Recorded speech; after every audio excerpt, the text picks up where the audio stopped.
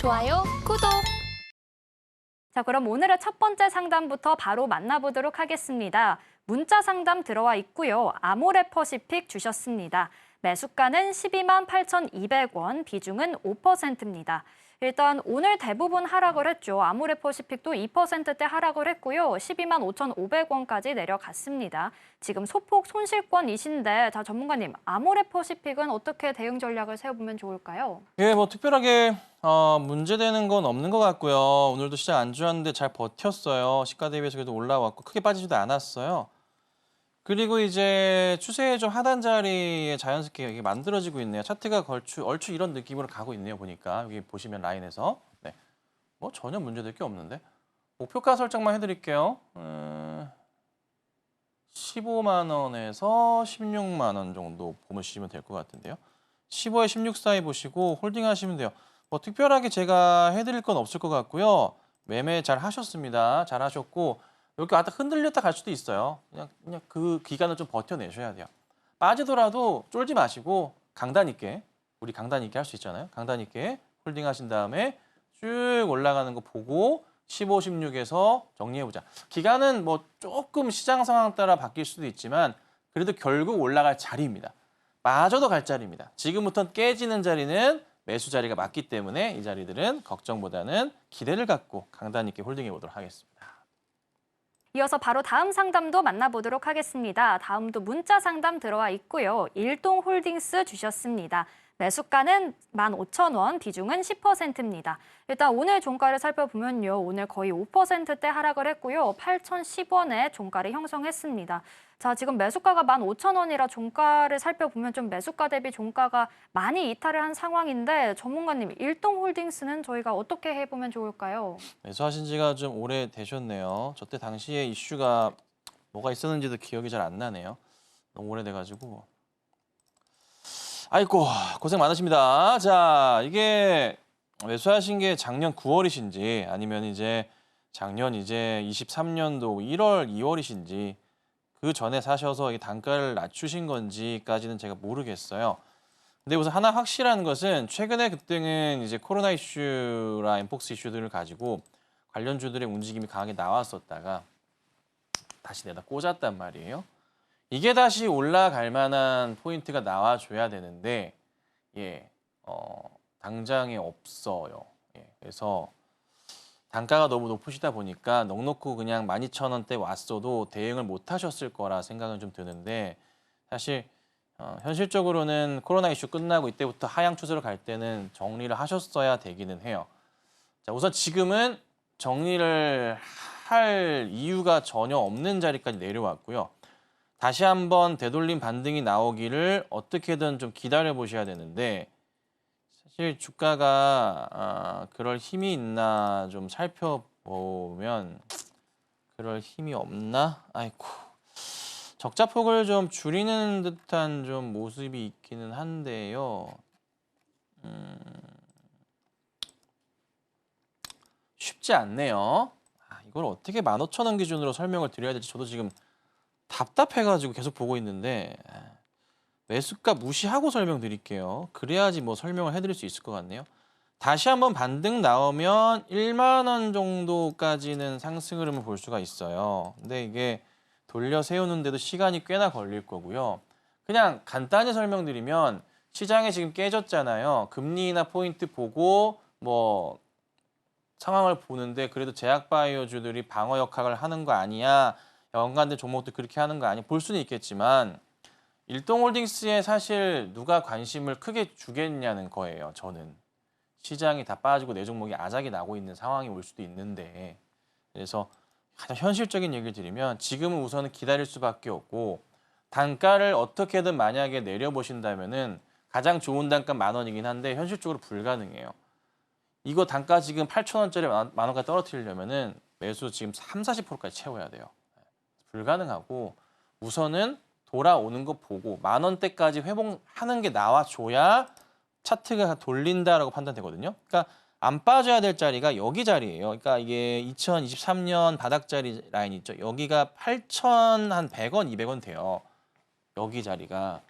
여기 자리는 지켰어야 돼요. 지켜줘야 차트상으로 기술적으로 보면은 되돌림 반등이 나올 수 있는 자리인데 이게 오늘 시장 자체가 완전 후드려 패다 보니까 영향 같이 받았어요. 그래서 사실 현실적으로는 이게 일단 이번 주 안으로 8,200원대라도 되돌림이 나오면은 기대는 해볼 수 있어요. 근데 이제 그렇지 않으면은 바닥을 조금 더 체크해봐야 되는데 바닥이 또 깨져봤자 또 크게 차이는 안 날 거라 우선 홀딩하는 수밖에 없어요. 예. 진짜 냉정하게 말씀드릴게요. 지금 당장에 해답이 없어 종목에. 기다린 다음에 최소한 8,200원대 올라오거나 해서 조금씩 올라가는 게 보여야 그때 한번 고민이라고 봐야 돼요.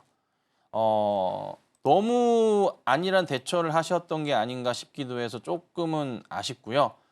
우선은 이번 기회는 놓치신 것 같고 시간이 좀 걸린 다음에 다시 올라갈 때를 노리고 올라가는 거 보면서 다시 대응을 해야 되지 않을까 싶습니다.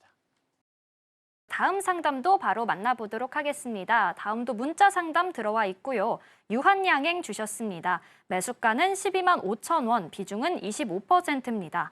아직은 수익권인데 오늘 좀 빠졌네요. 시장이 불안해서 수익도 아슬아슬합니다. 그냥 들고 가도 될까요? 라고 남겨주셨거든요. 일단 최근에 유한양행이 상승 흐름을 좋은 흐름 보여주긴 했는데 오늘은 워낙 시장이 안 좋았다 보니까 3.66% 하락했고요. 13만 9,600원의 종가를 형성했습니다. 자, 전문가님, 아직은 수익권이긴 한데 조금 더 들고 가도 될까요? 아니면 수익 실현을 해야 할까요?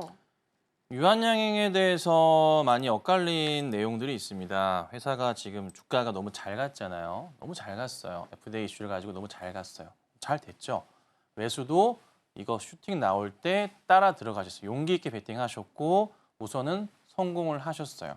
근데 현재 자리는 역사적 최고점 자리에 부근에 위치하고 있어요. 오늘은 어제 신고가를 찍었지만서도 시장 영향에 따라서 조금 밀린 자리이긴 해요. 그럼 여기서 이제 고민을 하시겠죠. 시장 때문에 빠졌는데 이 정도 버틴 거면 괜찮은 것 같기도 하고 더 가면 좋겠는데 만약에 내일 빠지면 더 떨어지는 거 아니야. 뭐 이런 생각이 들기도 하실 것 같은데 그렇죠. 어떻게 해야 될까 고민이실 것 같기는 해요. 근데 제가 설명드릴 수 있는 것은 역사적 고점 뭐 다 떠나서 그래도 보통 일반적인 얘기를 드려볼게요. 정말 잘 가던 뭐 몇 배씩 올랐던 10배씩 올랐던 진짜 텐베거를 찍었었던 이런 종목들도요. 그래도 꼭 지켰었던 라인들이 있어요. 이 라인을 한번 크게 이탈할 경우에는 그래도 웬만하면은 회복하는데 꽤나 어려움이 조금 있어요. 다시 올라간 것도 많긴 하지만 어려움이 꽤나 많았었던 평균적으로 이 라인을 보셔야 돼요. 11선을 꼭 체크해 주셔야 돼요. 5일선 본다고는 하지만 5일선을 따라가기엔 솔직히 좀 버겁고요. 11선은 꼭 지키시는 투자를 하시면은 그나마 괜찮으실 거예요.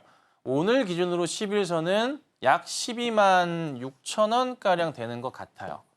매수가의 살짝 윗부분인 것 같거든요. 그래서 요거는 한번 개인 판단하셔야 됩니다. 뭐 20만 원 간다라고 얘기를 하기도 하고 근데 저는 항상 이런 생각을 해요. 사람 많으면 사고 난다는 주의예요. 저는. 그거를 수십 번 얘기했고요. 제가 셀트리온을 최고점에서 일주일 안쪽에 왜 매도 사인을 냈으며 에코프로와 에코프로 BM을 그 최고점 찍을 때 매도 사인을 제가 냈던 사람이에요. 방송에서. 왜? 이 논리 하나로. 사람 많으면 사고 난다는 논리 하나로 냈던 사람이거든요. 사실 지금 자리는 충분하게 슈팅이 한번 나왔고 올라간 자리에서 그리고 또 하나 그 어떤 종목도 사실 조금만 지켜보자면 시장을 이기는 건 쉽지가 않아요. 특히나 대형주 관점에서는 중대형 관점에서는 더더욱 그렇거든요. 물론 있어요. 간혹 있는데 웬만하면 없어요. 그래서 이건 제가 어떻게 더 얘기를 사고 팔아라고 얘기를 드리기 힘든 종목이에요. 이건 개인 판단해 주셔야 돼요. 지금 수익에 만족을 하시는 것도 좋은 방법일 수도 있고 그렇죠? 아니면은 좀 분할 매도를 하시면서 덜어내시면서 혹시 모를 시장에 대한 대비를 하시는 것도 방법이고 제가 이거를 놔두세요 했다가 떨어지면 이거 올라갈 이런 종목은 더더욱 더 제가 얘기를 안 하는 게 다른 종목 비해서 이런 종목은요 제가 조금만 잘못 얘기해서 틀어지게 되면은 제가 욕밖에 안 하거든요. 그래서 저는 딱 요 정도 수준만 얘기해 드릴 거야. 아셨죠? 이거 개인 판단하셔야 돼요. 이걸 감히 누가 얘기를 할 수가 있겠어. 그냥 저는 그간의 시장에 나왔었던 경험을 토대로 해서 설명을 드릴게요. 11선 보셔야 돼요. 20만 원 부르는 것도 있지만 항상 그렇지만 사람 많으면 사고 난다는 논리는 변하지 않는 세상의 이치고요. 종목은 마찬가지였습니다. 그리고 사실 중요하게 보는 게 거래량이 폭증했는데 이게 안 빠졌어요. 그렇죠? 그리고 더 갔거든요. 요거는 뭐냐면 살아있어. 이건 아직 나 안 죽었다는 의미로 볼 수가 있어서 아직은 죽진 않았어. 그래서 조금 더 갈 가능성은 있어요. 있어.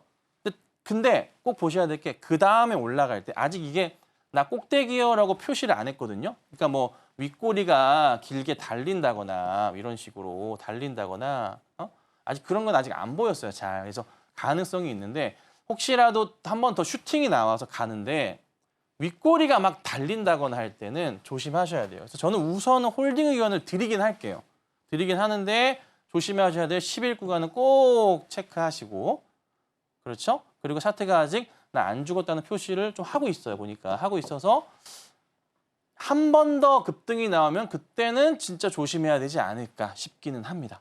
네, 근데 이제 여차여차해서 죽지는 않았으니까 한번 고민해 보시고 대응해 주세요. 계속해서 종목 상담 이어가 보겠습니다. 다음도 문자 상담 들어와 있고요. 대한전선 주셨습니다. 매수가는 15,000원, 비중은 10%입니다. 20% 넘게 손실 중입니다. 시장이 안 좋아서 빠지는 건지 종목이 안 좋은 건지 궁금합니다. 라고 남겨주셨거든요.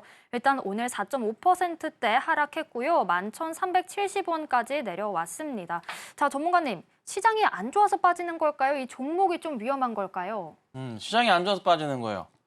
시장이 우리 대한전선 매수하신 시청자님 아무 잘못 없어요. 시장이 거지 같아서 그래요.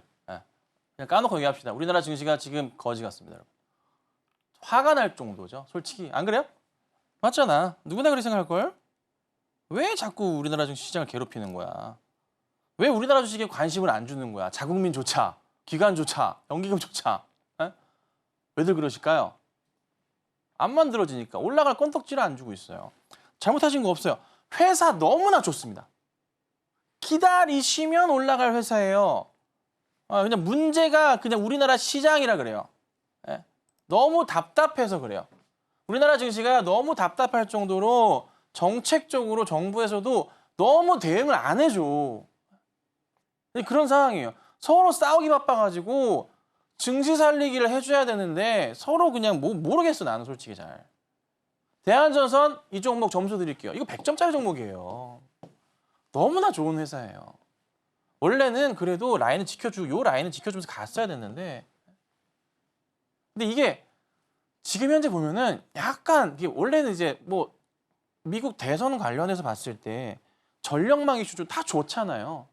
근데 잘 보세요. 이슈라는 게 매번 그래요. 대표적인 좀 약간 중대형 쪽에 뭐가 있을까요? LS 일렉트릭조차도 이렇게 떨어져 있거든요. 그렇죠? 그러니까 그냥 그간 이슈를 통해서 좀 많이 갔었고 지금은 그 이슈가 살아있지만 항상 그래요. 살아있지만 사람들의 관심에서 좀 멀어졌기 때문에 자연스럽게 이제 빠지는 거고 다시 이슈는 다시 돌잖아요. 그때가 좀 돼줘야 돼요. 근데 조만간 올 때가 된 것 같아요. 제가 볼 때는. 조금만 힘을 내주셔야 되고요. 기다리면은 답은 나와요. 답이라는 것은 이꼬르 수익이니까 수익은 날 수 있는 종목이니까 걱정하지 마시고 아시겠죠? 대한전선은 믿고 저는 가셔도 됩니다. 되니까 좀 홀딩해 보시고 시장이 좀 흔들리면은 또 빠질 수도 있어요. 하지만 제가 하나 보여드릴게요. 대한전선의 이거 재무추인데요. 돋보기가 될까 모르겠다. 되네. 자 보시면 이렇게 보면 되겠죠? 매출 추이 자체가 죽어 있다가 2023년에 확 올라오고요. 2조 8천억, 22년도 2조 4천억이거든요. 이렇게 올라왔어요. 그렇죠? 이익도 좋아요. 자, 근데 보시면 이제 올해 상반기까지만 하더라도요. 매출이 벌써 이제 1조 6천억을 찍은 거 아시잖아요. 그러니까 이게 올 연말까지 했을 때 하반기 실적이 더 좋다 그래요. 그러니까 거의 뭐 사상 최대 실적이 올해 나와요. 이익은 벌써 작년에 거의 800억 영업이익이었는데 올해 반기가 662억이잖아요. 실적 문제가 아니라 시장 기대치 계속 전력망 이슈 나오면서 서버 얘기 나오면서 전력 부족 나오고 미국에서 뭐 전력망 바꿔야 계속 그 이슈 때문에 갔던 거고 지금 이슈가 소멸돼서 그런데 다시 분다니까. 얼마 안 남았어요. 반등이 있을 거예요. 힘내세요. 걱정하지 마시고. 아셨죠? 네. 좋아요, 구독.